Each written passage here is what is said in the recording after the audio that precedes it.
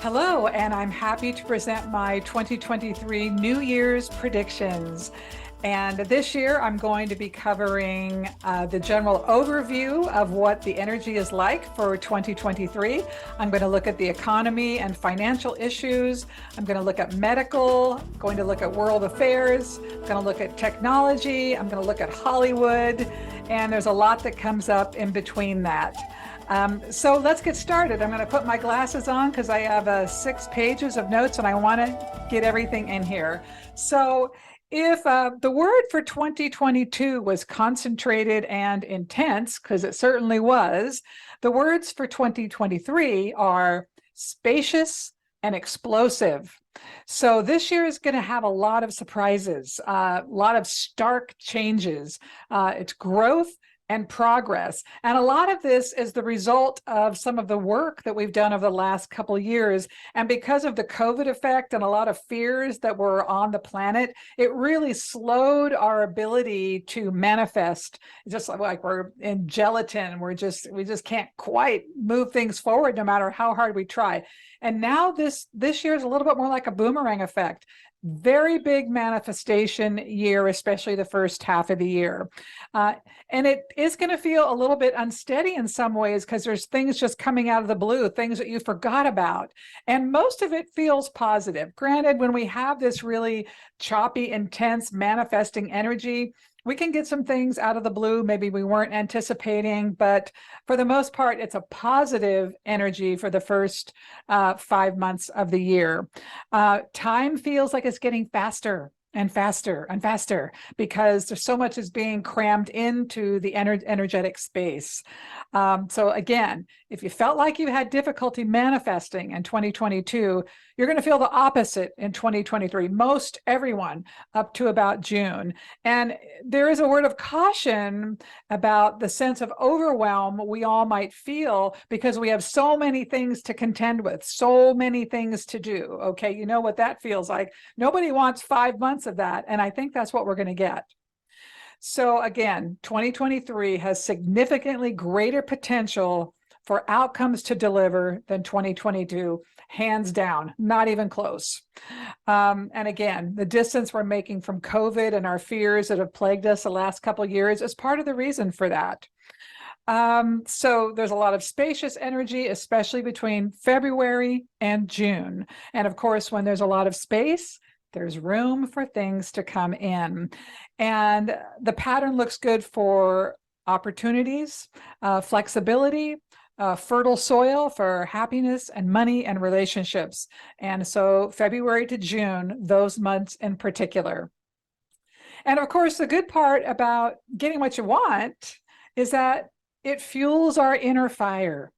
It causes us to believe again, especially in the laws of nature, especially if we've lost faith or our faith has been wavering. So especially for those of you who've given up on love or your career isn't going where you want it to go, the universe is going to provide. You're going to get that vitamin B shot energetically, and you're going to see opportunities come forward. It's just the nature of it. It's really quite wonderful. I'll tell you that. The other key feature to 2023 is that we forget that life and the earth, it's a consciousness unto itself. You know, we think of our own world through our own myopic view, my world, my problems, my things going on. But the earth, the planet, the universe, it has its own consciousnesses, right? There's all these different intelligences going on creating. And there's an expansive agenda that is separate yet intertwined with our own agenda. And I think that's part of the reason we're feeling this really tsunami effect of energy coming in to push us forward. So good surprises, sharp alerts, a sense of out of the blue. And again, most of these feel welcome. Doesn't mean there's not going to be a few knocks on our door we're not expecting, that we don't necessarily want. But the energy moves very rapidly. So if something you don't like comes around, then it'll pass very quickly. As a side note, for those of you watching or listening, much of my commentary relates to the patterns of the United States. I will touch on the UK in a bit, There's lots of royal drama next year, more than this year, if you can believe that. And there's also a lot of interesting activity around China. And of course, the situation with Ukraine, where the energy pattern is actually complete, but there's sort of a stubbornness in the pattern that's keeping the situation alive. But there'll be more on that later. So let's start now by getting into financial and economic issues. And the key phrases for the financial piece this year, it's actually three phrases: bumpy, contraction, and then stabilization. So as this energy is rushing forward, the first part of 2023, it's going to feel very bumpy. We'll probably see the stock market all over the place, and we'll see the housing market just a complete, no one knows what's going on. You kind of like really buckle your seatbelt. And then, and in order to contain all of this drama, I will feel some more contraction, trying to get our arms around the challenges and the problems. And then by August, September, the last part of the year, a stabilization sets in. So I think at that point, that's when we're going to see the economy start to recover and really take root by that part in 2024. So I don't necessarily feel we're going to go into the depths of despair. There does seem to feel like there's a lot of borrowing and lending going on, and bridge financing and things of these nature to keep people and businesses, their budgets sound. So, and I think everyone sort of has a gut level that it's going to be all right. So there's not a lot of overreaction to what's going on. But again, the light at the end of the tunnel will appear by the third quarter of 2023. So depending upon your personal finances and your goals, you'll still be able to move around and function, but it seems to take a lot more creativity. And one thing that sticks out in this pattern is that, again, I mentioned this momentarily ago, but businesses seem to understand the cyclical nature of these economic frustrations, and they're taking, traditionally they would be thought to pull back, but now I'm still seeing people hiring. I'm still organizations looking for employees. So I think it's still a really great time for job seekers to find good positions, and they'll also command ample salaries. I just don't see organizations having an overreaction to what's going on. The economy itself seems to shrink in certain ways, but it's more of a reaction to try and get their arms around it. Okay, so let's get politics out of the way. We gotta talk about it. It's the least favorite thing I like to talk about, but let's do it. And the theme for politics is a return to the familiar. And in many ways here in the US, and in other parts of the world too, but in the US, we remain deeply divided. But one trend that is coming clear is that fatigue with the division. And it isn't that people are changing their minds about their positions. They're just tired of fighting about it. And I often say that some of the best new chapters in our lives come about from being sick and tired. When you're sick and tired, you just don't want to do it anymore. And we become, necessity is the mother of invention. Well, I do feel this in the collective in terms of our political spectrum. And I feel because of that, there's a push to tradition coming back in. Think about the prodigal son. It's like traveling around the world, and it's fascinating and fun to see different things and experience new people and new ideas. But then a moment comes when we just go, oh, I want to go home. I want things to feel familiar and comfortable, and I want to rest for a moment, right? And I feel that's where we are in the US, that despite what some of our leaders may want us to continue to do for their own agenda, to divide us for their purposes, the people, however, are going to continue to opt for common sense, sane choices, and logical reasoning. And it overall feels it feels calmer and less stressful. So people's lives are already stressful enough, but it's really a great reminder that people hold the power and not the leaders. And a return to the familiar is what I feel. And that return to familiar continues for several years. And it's going to play out in the 2024 presidential election, which we won't get into till next year. Okay. All right, let's move on to world affairs. And I would say that let's start with Ukraine, and let's just talk about courage and character. that although the Ukraine conflict has gone on longer than anticipated, it is completely energetically finished. It's really ego and personality that's keeping it going. But there's only one outcome that will occur in this situation. It's already written. In the meantime, there have been some interesting offerings from the experience. You know, we watched President Zelensky and the Ukrainian people demonstrate incredible courage and character. What a testament to the human spirit. And many people have been deeply inspired by the heart of the Ukrainian people and how they have prioritized what matters in life. So, but the Ukrainian conflict still feels like it will be on a hot button issue until about August, in part because of the funding that goes there and all the issues. It has affected many industries, but the interesting thing is a lot of the industries have adjusted. And so now there's not enough energy for the conflict really to continue based upon any impact it's been having, that organizations have been able to mitigate that impact.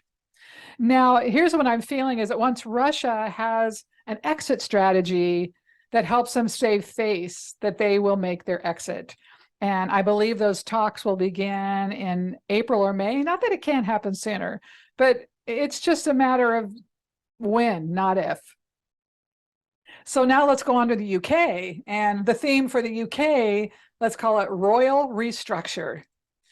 The royal family gossip has really escalated in recent years, especially with the addition of Meghan Markle, who I love, by the way. I've loved her since the TV show Suits.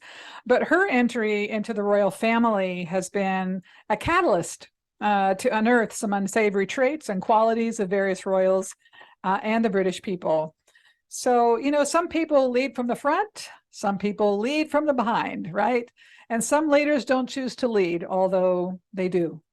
So, but here's what I'm getting at. The royal institution is and will continue to undergo massive changes and adjustments that began with Meghan and Harry's relationship. So expect that some of the elderly royals will suffer some health challenges, especially Charles.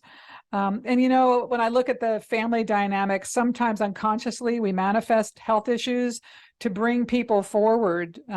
We set aside our differences for the greater good, right? So, but expect a lot of turmoil and expect gossip and expect division. But over the coming years, we're in a progression here with the royals. We're going to see the royal institution take on a different structure and a way they position themselves. And we're in the early stages of what I'm calling a dismantling and a reimagining about what that institution looks like. Fascinating stuff, actually. Okay, let's move on to China. China, I also gave China 3 words because we have focus, we have rebirth, and we have calculation. And China has such fascinating energy to watch because these people have incredible focus and tenacity just as a culture and just relentlessly resourceful. But there is sort of a saturation of fatigue that no matter how brilliant you are, no matter how powerful you are, we all get tired collectively and individually. And that's what I'm feeling. The big news for China is that it feels like their economy is going to do a little bit better than has anticipated, but still not quite growing at a pace one would expect, given all the innovation and the technology and the way they can mass produce so much.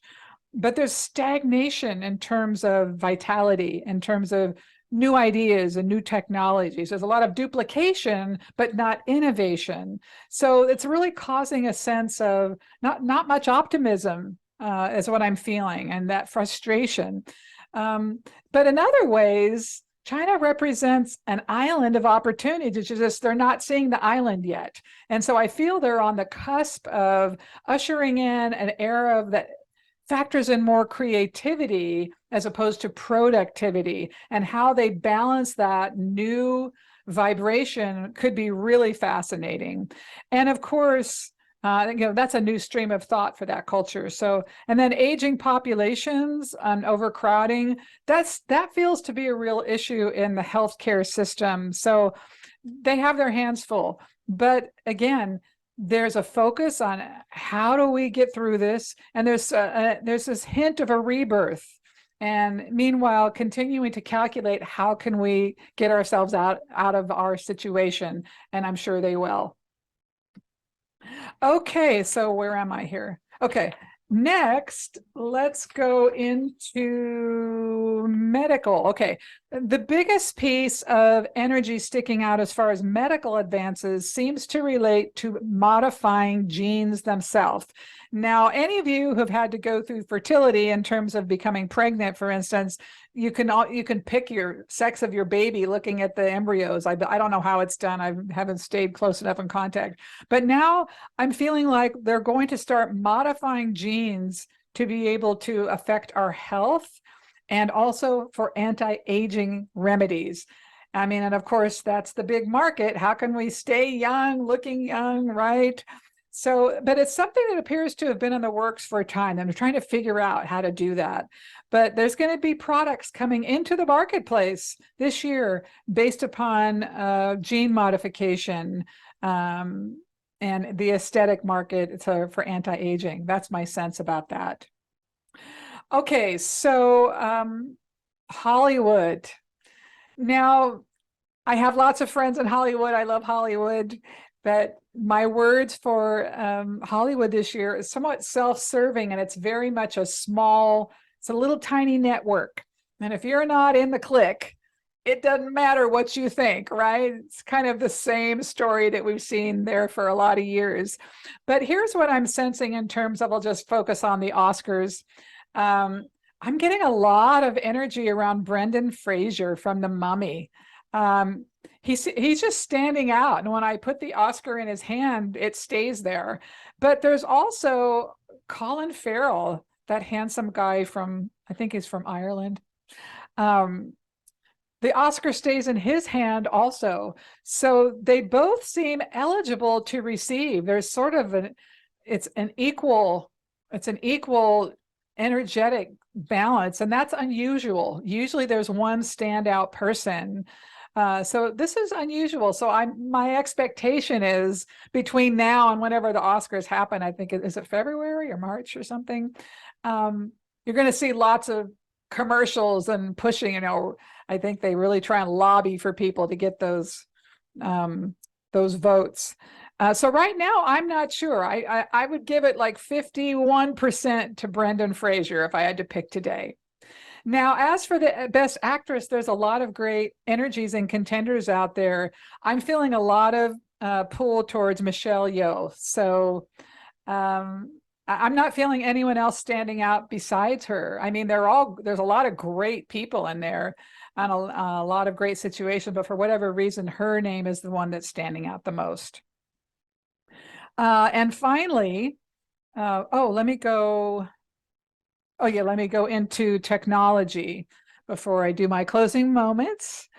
I expect that with Elon Musk taking over Twitter is going to all but die. I mean, no diss to Elon. I have nothing against him, so don't come at me, but it was already a very boring app unless you like to fight with people. But my sense is its irrelevance will continue to make itself known. In that same context, it feels like Facebook has also lost its edge, or now it's Meta. They're struggling and they're really trying to keep up, but it's like once you're behind the edge of technology, you're already sunk, right? Facebook, of course, was the pioneer, but technology has advanced so rapidly that they're just not keeping up. That's all there is to it.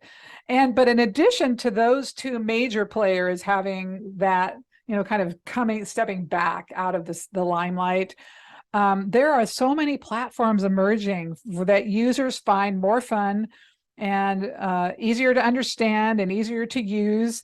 And so for the marketplace, it will continue to be challenging to understand where the best places are to advertise and gain customers because it's very splintered. But I would say as of now, TikTok is king and likely will remain king for at least another 18 months. But it's hard to say after that because it's up for grabs right now. Okay. Yes. But overall, 2023 is really good for seeing your desires manifest. Just January is somewhat slow until about the third week. February through June are robust. July and August are transitional months. The fall takes on this feeling of stabilization and calmness, sort of a plateau of such that sets in for the balance of the year. And that doesn't mean good things can't happen and you can't move things forward, but it will mostly be predicated on the seeds you planted earlier in the year. The US itself, of course, will be in a stabilization place. And the energy will be reserved and steady and will filter through the collective. Okay, well, I hope you enjoyed this, and I wish you a happy new year. And if you'd like to join the core support on December the 29th, I'll be doing readings and we'll be doing a great meditation for abundance. So you're welcome to join that if that's of interest to you, get a personal reading. And yeah, I just wish you much love, and I have a tremendous appreciation for all of you. Okay, take care.